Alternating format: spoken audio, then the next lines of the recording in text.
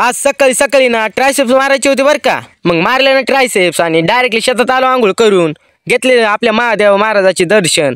स्वामी म्हणू लागले तू का विसरला का मला. म्हटलं नाही स्वामी तुम्ही माझे पहिले गुरु बरं का. त्याच्यानंतर काय टाकले ना स्प्लिंकर केले ना चालू. आणि तुम्हाला तर माहिती शेतकऱ्याचे हाल. आणि आपल्या आयफोनचे पैसे चांगलेच मोठे होऊ लागले बरं का. तेवढ्यातच हे सुटले ना बंद चारा तुडवला. म्हटलं तुझ्या आई जो सांगतो ना. तिच्या आई जो गेलो त्याची आईच मला म्हणाली की चारा टाकायचा नुसतं हिंडतो मोबाईल घेऊन.